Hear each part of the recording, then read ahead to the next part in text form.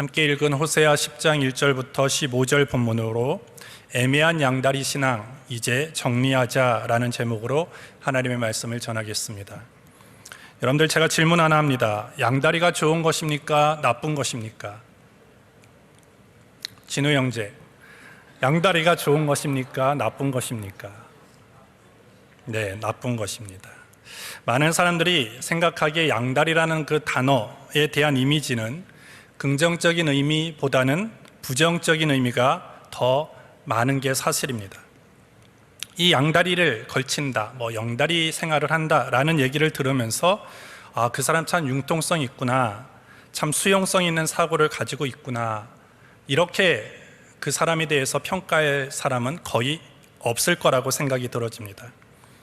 오늘 이 양다리라는 이 말과 관련해서 중국 속담에 이런 얘기가 있습니다. 두 마리의 말을 모두 타기를 좋아하면 두 마리 모두에게 치인다라는 중국 속담이 있습니다. 이 말은 사물에 대한 결정을 내리지 못하고 주저하는 것을 비유하는 것인데, 기회를 보아서 이익을 취하기 위해 양쪽과의 관계를 유지하는 기회주의적인 태도, 그리고 남의 감정을 희롱하는 아주 나쁜 그런 자세, 이것을 양다리라고 얘기를 합니다. 그렇습니다. 연애를 하든 우리가 사업을 하든 사람과 관계를 하든 가장 비열한 사람, 그리고 가장 얍삽한 사람이 누구냐? 양다리를 걸치는 사람이라고 얘기할 수 있고, 가장 비열한 전형적인 생활의 태도가 이런 양다리라고 얘기할 수 있는 것입니다. 그런데 삶의 자리에서 이와 같은 양다리의 태도를 가지고 살아가는 것도 큰 문제이지만, 비난을 받는 태도이지만, 신앙생활에 있어서 이 같은 모습으로 우리가 살아가는 것이 더 큰 문제라고 얘기할 수 있습니다. 많은 사람들이 하나님과 세상 사이에 양다리를 걸친 상태로 살아가고 있습니다. 한 다리는 세상, 한 다리는 하나님 쪽에 두면서 때를 따라서 적당하게 무게중심을 이리로도 옮기고 저리로도 옮기면서 살아가고 있는 것이 어쩌면 저와 여러분들의 모습일 수도 있습니다. 누군가는 이런 태도를 가지고 살아가는 신앙인을 경계인이다, 이렇게 정의를 내립니다. 이 경계인이라는 것은 어디에도 속하지 않는 존재가 아니라 모두의 양쪽에 속한 존재, 이것을 경계인이라고 얘기를 합니다. 필요에 의해서 선택하는 것이죠. 이중적인 태도를 취하는 것입니다. 어떤 때는 세상이 주는 가치와 기준과 규범을 따라서, 그리고 그 삶의 방식을 선택하며 살아가기도 하지만, 또 어떨 때는 신앙이 주는 가치와 기준과 규범과 삶의 방식을 선택해서 살아가는 모습이 어떻게 보면 이 경계인의 삶의 모습이라고 얘기할 수 있습니다. 하지만 오늘 하나님께서 이와 같은 신앙의 양다리, 그리고 경계인으로서 살아가는 우리에게 뭐라고 말씀하시느냐? 열왕기상 18장 21절에 보시면, 너희가 어느 때까지 둘 사이에서 머뭇머뭇하려느냐? 여호와가 만일 하나님이면 그를 따르고 바알이 만일 하나님이면 그를 따를지니라 라고 말씀합니다. 중간에서 머뭇머뭇거리지 말라는 것입니다. 이쪽을 선택하든 저쪽을 선택하든 하나를 선택해야 된다라고 결단을 촉구하고 있는 것입니다. 적당함에 머무는 것이 아니라, 그리고 경계인으로 사는 것이 아니라 용기를 내어서 신앙인의 모습으로, 신앙의 바른 자세를 가지고 살아가라고, 이전까지 어떤 경계인으로서 살아갔던 삶을 정리하라고 오늘 하나님께서 우리에게 도전해 주시는 것입니다. 오늘 우리가 함께 읽은 호세아 10장은요, 호세아는 1장부터 14장까지 있는데 1장부터 14장까지의 내용은 총 9개의 예언이 담겨져 있습니다.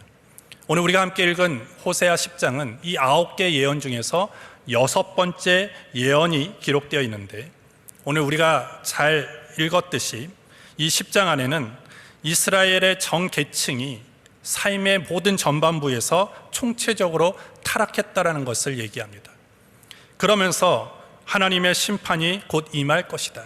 심판은 어느 부분에만, 어느 누구에게만 임하는 것이 아니라 모두에게 총체적으로 그 심판이 임할 것이다라는 것을 경고하면서 너희는 돌아와야 된다, 하나님께 회개하고 돌이켜야 된다는 것을 말씀해 주고 있는 것입니다. 분명하지 못한 신앙, 그리고 하나님의 백성으로서 확실한 정체감을 잃어버린 채 아무렇지도 않게 살아가는 이스라엘을 향해서 하나님이 경고하고 계시는 것입니다. 오늘 본문을 통해서 아마 저와 여러분들에게도 하나님이 경고하고 계신다라고 우리는 받아들여야 합니다.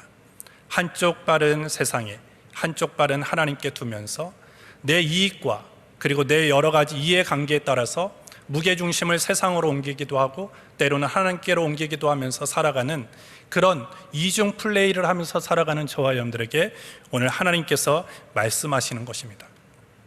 오늘 본문을 통해서 우리가 왜 양다리 신앙을 정리해야만 하는지, 우리가 만약에 그 양다리 신앙을 정리하지 않는다면 하나님께서 어떻게 하실지에 대해서 오늘 호세아는 우리에게 정확하게 말씀해 주고 있는 것입니다.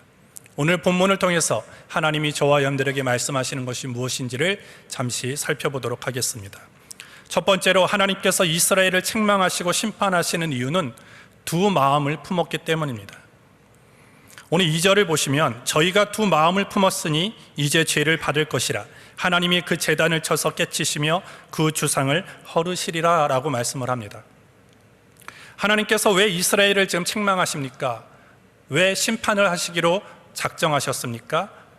그것은 이스라엘이 두 마음을 품었기 때문이다라고 얘기합니다. 두 마음이라는 것은 원어의 단어를 살펴보면 그들의 마음이 나뉘어졌다라는 거예요. 마음이 하나여야 되는데 그 마음이 분리가 된 것입니다. 나뉘어진 것입니다. 결국 그 나뉘어진 마음은 어떤 마음이 될 수밖에 없느냐? 거짓된 마음이 될 수밖에 없는 것입니다. 이스라엘은 한편으로 하나님을 섬겼어요. 그리고 또 다른 한편으로는 바알을 섬겼다라는 것입니다.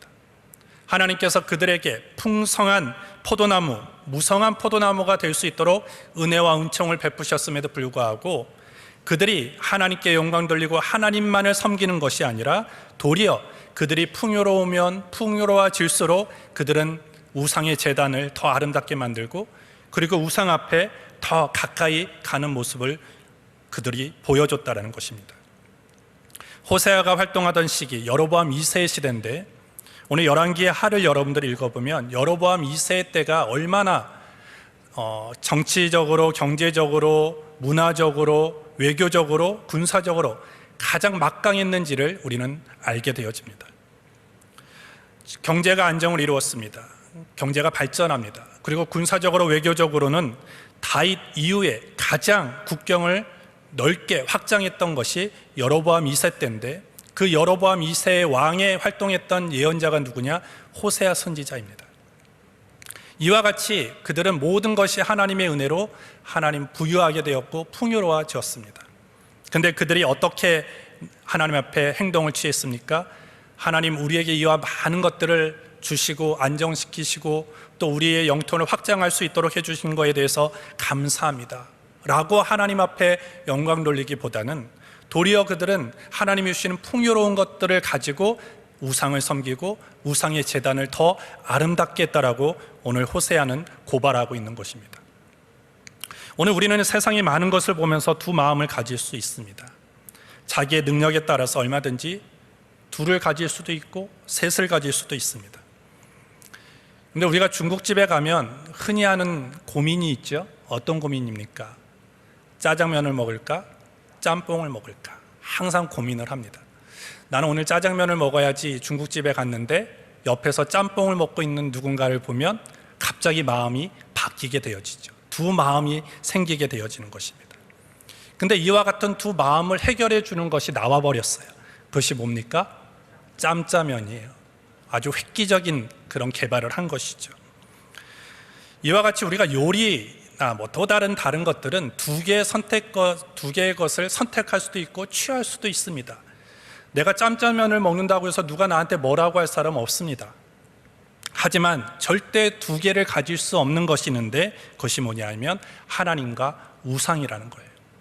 하나님과 우상은 절대 우리가 양쪽을 다 취할 수 없다라고 성경이 말씀합니다. 하나님을 사랑하거나 아니면 우상을 사랑하거나 두 개 중에 하나를 선택해야 되는 거예요. 그 중간지대는 없는 것입니다. 그런데 오늘 문제는 무엇입니까? 이스라엘 백성은 이 두 개를 다 가지려고 했다는 거예요. 어떤 때는 하나님을 가지려고 했고 어떤 때는 우상을 가지려고 했어요.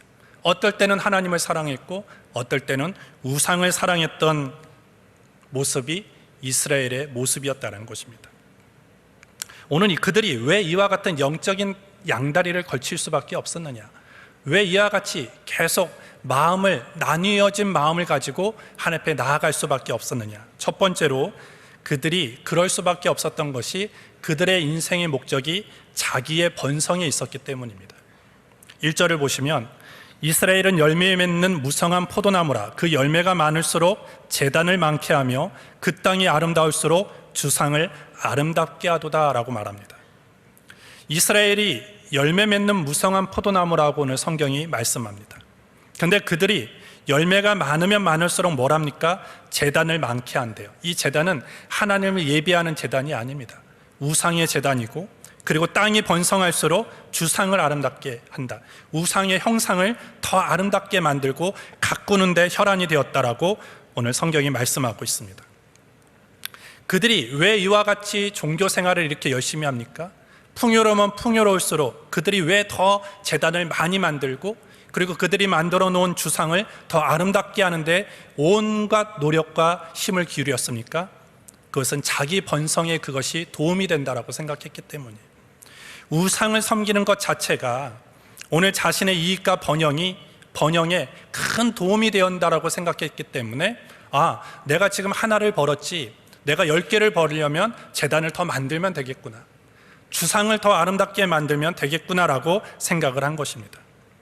그런데 오늘 그들이 우상을 섬기는 것이 목적이 아니라 그들의 자기의 번영과 형통함이 더 우선시되었다는 것은 뭘 의미하냐? 우리가 더 정확하게 알기 위해서는 6절을 보시면 그 송아지는 아수르로 옮겨다가 예물로 야렙 왕에게 드리리니 에브라임은 수치를 받을 것이요 이스라엘은 자기의 계의를 부끄러워할 것이며, 정말 그들이 원래 섬겼던 그 주상을 소중하게 여겼다면 그들은 그것을 빼앗기면 안 됩니다. 누구에게도 가져다 주면 안 되는데 오늘 그가 섬겼던 송아지를 아수르로 옮겨서 예물로 드렸다라는 것은 지금 자기에게 필요를 채워줄 수 있는 것은 이제까지 섬겨왔던 송아지가 아니라 이 아수르의 왕이 자신들을 더 보호해주고 자신에게 더 큰 많은 것들을 가져다 줄 거라고 생각했기 때문에 이제는 그들이 이제까지 절하고 섬겨왔고 아름답게 여겨왔던 이 송아지를 아수르에게 가져다 준 것이다 라는 것입니다. 결국 이스라엘이 우상 숭배하고 양다리의 신앙을 가질 수밖에 없었던 것은 모든 세상 살아가는 초점이 어디에 맞춰져 있느냐? 자기의 번성함이 있다는 거예요. 내가 번성하면, 내가 잘 되면, 내가 형통하면, 내가 모든 것이 편안해지는 수만 있다면 나는 누구를 섬겨도 상관없어. 그것을 나에게만 가져다 줄 수 있는 존재라면 난 얼마든지 그에게 절할 수도 있고 그를 섬길 수도 있고 그 앞에 내가 나아갈 수도 있다라고 생각하는 것입니다. 오늘 이스라엘의 형태는 오늘 우리가 살아가고 있는 이 현대, 그리고 저와 여러분들의 모습과 다르지 않다라는 것입니다. 오늘 이들처럼 우리는 집에 금송아지를 두는 사람 없을 것입니다. 세상 사람들처럼 우리 집에 부적을 붙여놓은 사람도 없을 것입니다. 그러면서 우리는 나는 우상을 섬기지 않아, 나는 오늘 이스라엘 사람과 나는 달라라고 생각할 수 있겠지만 오늘 우리가 스스로 내 자신을 들여다보고 점검해다 보면 오늘 내 자신의 삶에도 모든 것들이 내 중심적으로 생각하는 경우가 있다는 거예요. 이것이 나에게 도움이 될까? 이것이 나에게 손해가 될까? 나에게 도움이 된다라면 그것이 무가치하고 그것이 옳고 그르고 진리고 비진리고 이런 것들은 상관없이 취하는 모습이 우리의 모습입니다. 하지만 그것이 나에게 손해가 된다라고 한다면 그것이 옳은 것이든 진리이든 아무런 상관없이 그것을 버려버리는 것이 우리의 현 주소라는 것입니다. 무조건 자기 욕망의 성취에 도움이 되어지면 나아가지만 내 어떤 욕망과 나에게 도움이 되지 않는다면 밀어버리는 그런 모습이 현재 우리의 모습에 가깝다는 것입니다. 따라서 오늘 우리가 우상을 섬긴다는 것은 꼭 우리가 어떤 형상을 만들어 놓고 거기에 절을 하고 거기에 기도를 하고 이런 것들이 우상 숭배가 아니라 더 나아가서 오늘 이스라엘 사람들이 우상 숭배를 할 수밖에 없었던 그 원인으로 들어가면 오늘 우리에게도 얼마든지 그런 모습이 지금 다 있다라는 것입니다. 또 두 번째로 그들이 이렇게 우상을 숭배할 수밖에 없고 양다리 신앙을 거칠 수밖에 없었던 이유는 그들이 착각에 빠져 있기 때문입니다. 하나님께서 오늘 1절에 보시면 그들을 풍성한 무성한 포도나무가 되게 해주셨다라고 말씀을 합니다. 근데 오늘 그들이 이렇게 풍요를 누리고 편안한 삶을 살고 경제적으로 호황을 누리고 삶이 편안하게 살 수 있었던 것이 하나님이 아니라 오늘 우리가 바알을 잘 섬겼기 때문이라고 착각하기 시작했다라는 거예요. 호세아 9장 1절에 보시면 이스라엘아 너는 이방 사람처럼 기뻐 뛰놀지 말라. 내가 행음하여 내 하나님을 떠나고 각 타작마당에서 음행의 값을 좋아하였느니라 이렇게 되어 있습니다. 그들이 왜 이렇게 타작마당에서 뛰어놀았습니까? 그것은 그들이 어떤 절기에 우상 숭배하면서 즐겼던 모습을 표현해 주는 것입니다. 오늘 본문 1절에서도 마찬가지죠. 왜 그들이 열매가 많으면 많을수록 제단을 많게 하며 그 땅이 아름다울수록 주상을 아름답게 했습니까? 그들이 지금 누리고 있는 모든 것이 하나님이 아니라 바알이 가져다 주었다. 그들이 섬겼던 금송아지가 가져다 주었다라고 착각했기 때문이라는 것입니다. 오늘 우리가 흔히 하는 말에 착각은 자유라는 말이 있어요. 착각하니까 착각은 자유입니다. 얼마든지 해도 됩니다. 하지만 이런 즐거운 착각과 잠깐의 착각은 때로는 나에게 웃음을 주고 상대에게 웃음을 줄 수도 있지만 계속 착각 속에 빠져 있으면 문제가 발생하는 것입니다. 왜? 착각은 내 자신을 객관적으로 보지 못하고 있다는 것이고 정확하게 평가하고 있지 못하고 있다는 증거라는 것이죠. 현실을 정확하게 파악하고 그 문제를 내가 정확하게 인식하지 못하면 아주 나쁜 결과를 초래할 수밖에 없는 것입니다. 이스라엘은 지금 자신에게 가져다 죽은 이 무성한 포도나무의 열매들, 온갖 수확물들이 누구 때문인가라는 것에 대해서 잘못 알고 있어요. 하나님이 가져다 주었지만 그들은 바알이 가져다 주었다라고 생각하면서 계속 우상을 섬기는데 혈안이 되어 있습니다. 하지만 오늘 호세아 2장 8절에 하나님이 뭐라고 말씀하십니까? 곡식과 새 포도주와 기름은 내가 저에게 준 것이요 저희가 바알을 위하여 쓴 은과 금도 내가 저에게 더하여 준 것이거늘 저가 알지 못하도다. 너가 지금 금을 가지고 있든 금을 가지고 있든 곡식을 거뒀든 포도주를 거뒀든 그 모든 것은 내가 너에게 준 것이다. 하나님이 너에게 준 것이다 라고 말씀을 합니다. 하지만 그들이 바알이 가져다 주었다라고 착각하고 있기 때문에 그들의 삶은 무엇입니까? 하나님에 대한 감사가 없어요. 하나님께 영광 돌리지 않습니다. 하나님을 인정하지도 않습니다. 도리어 바알에게 더 찬양을 하고 있다라는 것입니다. 오늘 복과 형통을 우리가 아무리 누린다 할지라도 나에게 주신 복과 그 은혜, 형통을 누가 가져다 주었는지를 내가 착각하게 되어지면 우리의 신앙은 잘못 갈 수밖에 없는 거예요. 엉뚱한 곳에 영광을 돌리다 보면 우리의 신앙은 타락하게 되어지고 어그러진 신앙이 되어지는 것입니다. 오늘 우리 중에도 그렇습니다. 꼭 눈에 보이는 우상을 섬기는 사람은 별로 없지만 형통과 번영과 내 삶의 안정이 가져다 왔을 때 내가 그것을 누구에게 영광을 돌리느냐, 그것을 보면 내 신앙의 지금 상태가 드러나는 것입니다. 내가 열심히 살아서, 내가 똑똑해서, 내가 준비를 많이 해서 그와 같은 결과를 얻었어 라고 한다면 결과적으로 그것이 오늘 이스라엘의 모습과 같다라는 거예요.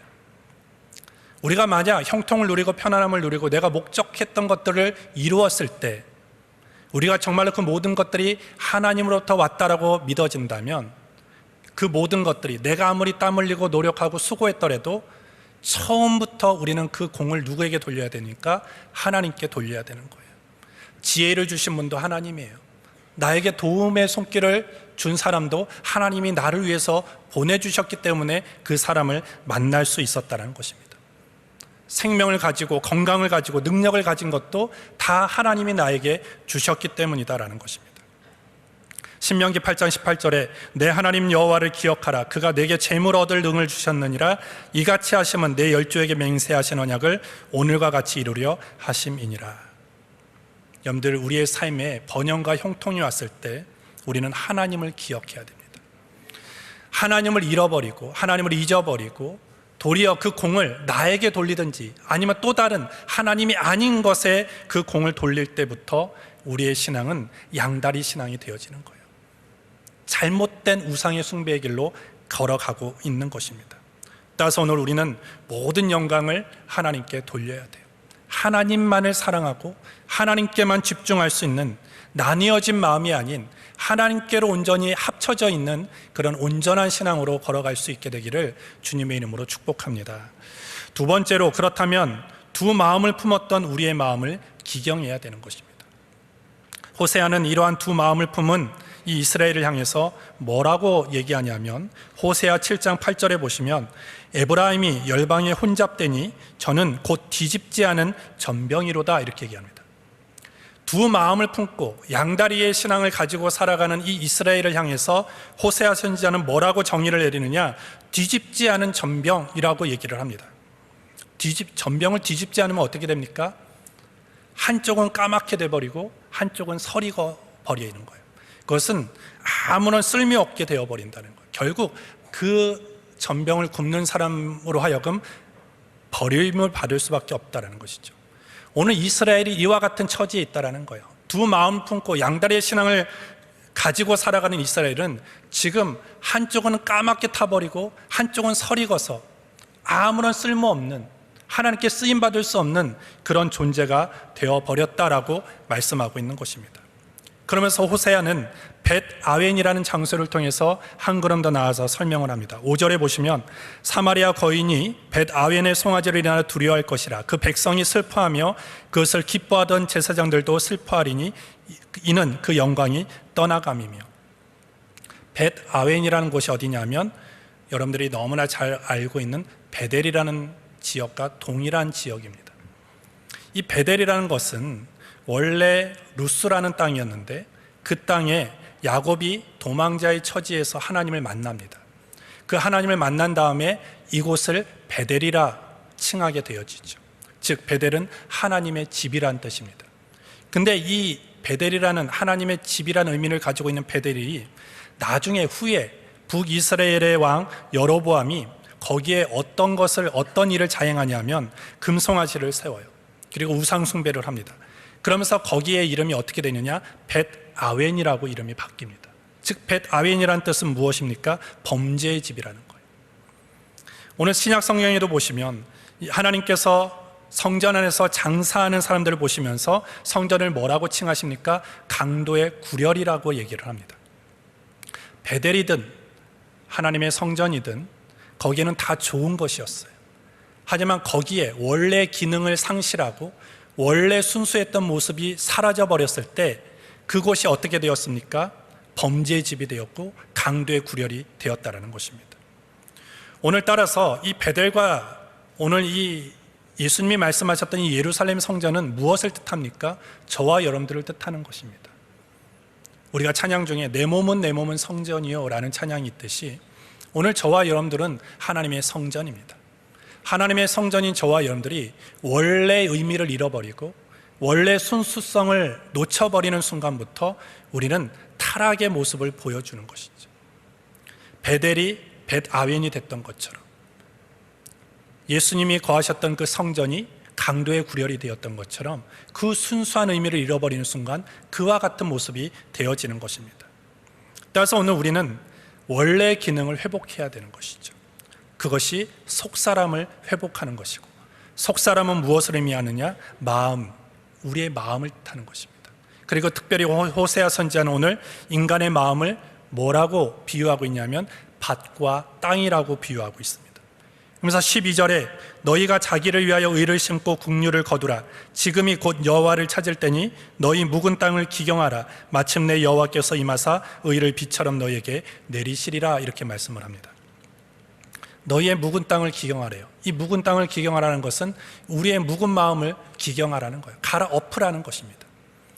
여러분들 농사하시는 분들은 잘 알겠지만 봄에 씨를 뿌리기 전에 농부들은 뭘 가장 먼저 하냐면 겨울 동안 딱딱하게 굳었던 그 땅을 갈아엎습니다.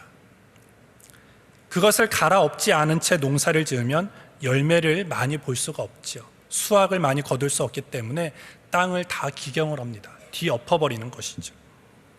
오늘 마찬가지입니다. 오늘 우리 안에 하나님의 은혜가 새롭게 임하기 위해서 하나님이 날마다 우리에게 부어주시는 은혜로 말미암아 우리의 삶에 늘 풍성한 영적인 열매와 삶의 형통함을 맺기 위해서는 어떻게 되니까 내 마음이 단단하게 굳어졌던 내 마음을 기경해야 되는 거예요. 뒤엎어야 되는 것입니다. 오늘 하나님께서는 이스라엘에게 그것을 명령하시는 거예요. 너희가 양다리 신앙으로 그리고 우상 숭배를 하면서 그것이 잘못됐는지도 모른 채 굳어져 버리고 있는 너희의 마음과 너희의 신앙을 뒤엎으라는 것입니다. 강팍한 마음을 깨트리고 완악한 심령을 깨트릴 때 다시 너희의 삶에 너희 안에 은혜의 담비가 내려질 것이다 라고 말씀합니다. 신명기 6장에 보시면 이스라엘아 들으라 우리 하나님 여호와는 오직 유일한 여호와시니 너는 마음을 다하고 뜻을 다하고 성품을 다하여 힘을 다하여 하나님을 사랑하라 이렇게 말씀을 합니다. 하나님이 우리를 향해서 어떻게 사랑하고 말씀하십니까? 다하다라는 얘기를 해요. 다하다라는 것은 마음이 나뉘지 않는 거예요. 50%는 여기 가고 50%는 저기 가는 그런 상태가 아니라 내 모든 것, 전심과 모든 것을 들여서 하나님을 사랑하라고 말씀하고 있는 것입니다. 마음을 기경한다는 것, 우리의 신앙을 기경한다는 것이 그러한 의미라는 것입니다. 내 마음이 지금 나뉘어져 있습니까? 어느 부분은 물질에 치우쳐 있고 어느 사람은 내 앞으로의 미래의 장래에 대해서 치우쳐 있고 온갖 내 마음이 내 이익과 내 편안함에만 쏠려 있는 내 마음을 오직 하나님께로 집중하라고 오늘 성경이 말씀해 주고 있는 것입니다.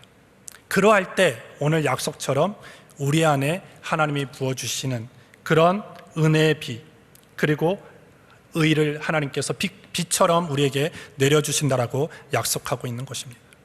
여러분들의 신앙은 지금 어떤 신앙입니까? 온전한 신앙입니까? 반쪽 신앙입니까? 점검하시고 이번 한 주간 하나님 앞에 온전함으로 나아갈 수 있는 그런 회복의 한 주간이 되어지기를 예수님의 이름으로 축복합니다. 마지막 세 번째로 그렇다면 우리는 언제까지 우리의 마음을 기경해야 하는가? 우리가 기경해야 되는 순간은 지금, 그리고 언제까지 기경해야 되느냐? 계속 기경해야 하는 것입니다. 12절을 다시 보시면 너희가 자기를 위하여 의를 심고 긍휼을 거두라. 지금이 곧 여호와를 찾을 때니 너희 묵은 땅을 기경하라. 마침내 여호와께서 임하사 의를 비처럼 너희에게 내리시리라. 언제 기경하라고 말씀합니까? 지금이라는 거예요. 지금이 너희가 하나님을 찾을 때고 너희가 주께로 돌아올 때다라고 말씀을 합니다. 농부에게 있어서 가장 중요한 것은 씨를 뿌리는 것이지만 씨를 아무 때나 뿌린다고 열매가 나지 않습니다. 적기가 있어요. 씨를 뿌리는 때가 있습니다. 어떤 열매는 봄에 뿌려야 되고 어떤 열매는 여름과 가을에 뿌려야 되는 열매, 그런 씨들이 있어요. 다 그 씨를 뿌리는 때에 맞춰서 씨를 뿌릴 때 수많은 그리고 많은 수확물을 거두게 되어지는 것처럼 오늘 우리가 하나님 앞에 나아가야 할 때가 있다는 거예요. 그때는 내가 정하는 게 아니에요. 그때는 하나님이 정할 때입니다. 나는 지금 형편이 안 되는데요. 난 너무나 바쁜데요. 난 내가 꼭 지금 하고 해결해야 되는 일이 있는데요. 그거 다 해놓고 내가 하나님께 돌아가겠습니다. 이것은 잘못됐다는 거예요. 때는 하나님이 정하십니다.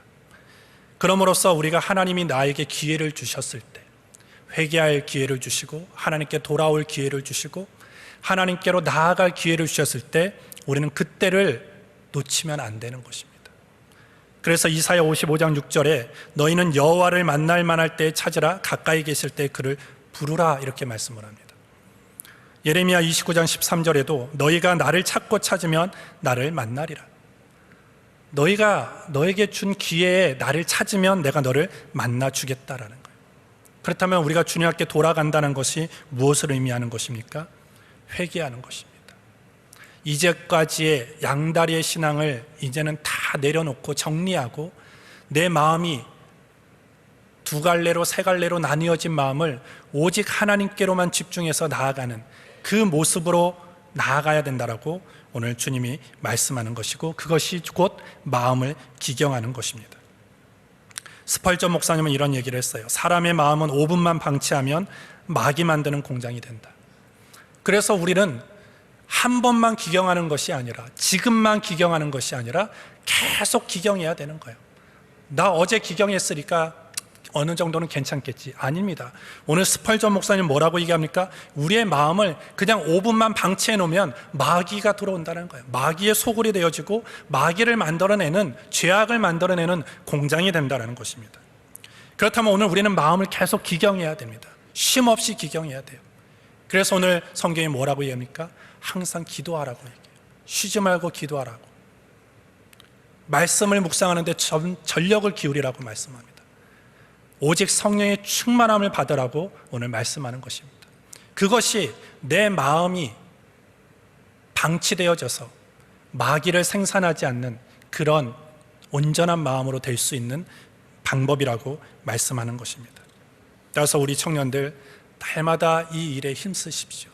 내 마음이 굳어지지 않도록, 내 마음이 마귀를 만들어내는 공장이 되지 않도록 매일 우리는 마음에 기경이 있어야 되고요. 신앙에 기경이 있어야 되는 것입니다. 내 삶이 편안해지다 보면 우리는 그 풍요로움에 안주하기 쉬워요. 그러면서 그것이 지속되다 보면 결국 모든 삶이 내 중심으로 살고 있는 것을 보게 되어집니다. 하지만 내 중심으로 살아가는 순간 우리는 신앙의 양다리를 걸치고 있는 것이고 곧 그것이 우상을 숭배하는 것이고 하나님을 멀리하고 버린 모습이 되어지는 것입니다.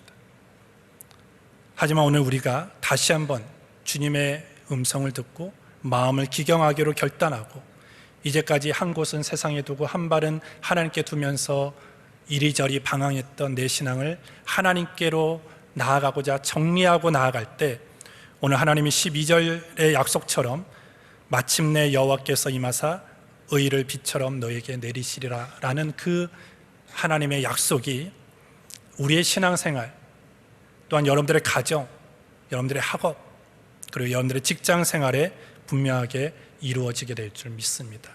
따라서 여러분들 세상에 나아가서도 양다리를 거치는 사람은 절대 비난을 받습니다. 하물며 가장 중요한 하나님 앞에 우리가 양다리의 신앙을 가지고 살아가면 절대 안 됩니다. 오늘 우리는 양다리 신앙을 정리해야 됩니다. 언제? 지금 정리해야 됩니다. 그리고 언제까지? 계속 우리는 정리하며 나아가야 되는 것입니다. 그러할 때 우리가 주 앞에 서는 날 하나님 앞에 잘했다 칭찬받는 하나님의 충성된 자녀요 일꾼이 되어지게 될 줄 믿고 그러기 위해서는 늘 말씀과 성령과 기도로 여러분들의 마음을 잘 다스릴 수 있는 우리 모든 청년들과 성도들 되기를 예수님의 이름으로 축복합니다. 기도합니다. 하나님 아버지 감사합니다. 오늘도 이 자리로 우리를 불러주셔서 하나님을 예배할 수 있도록 은혜를 더하여 주신 것을 감사합니다. 오늘 이스라엘에게 말씀하셨던 이 말씀이 오늘 우리에게 들려주시는 음성이라고 우리가 믿습니다. 우리가 풍요로워지고 넉넉해지고 부유해지고 안전한 삶을 살아가면서 그 모든 것들이 하나님으로부터 왔고 하나님의 은혜와 하나님의 복이었음을 놓쳐버리고 내 중심적으로 그리고 그 모든 것들을 하나님이 아닌 것에 공을 돌리며 살아왔던 나의 완악한 모습들을 점검해 봅니다. 주님 용서하여 주시고 이제는 우리가 마음을 기경하고 하나님께로 돌아오는 이 시간 되어질 수 있도록 성령님 우리의 마음과 심령을 붙들어 주시옵소서. 날마다 우리의 마음을 기경하게 하여 주시고 우리의 신앙을 기경해서 하나님 앞에 기쁨이 되어지고 하나님 앞에 인정받는 바르고 온전한 신앙으로 살아갈 수 있도록 성령님 인도하여 주시옵소서. 예수님의 이름으로 기도합니다. 아멘.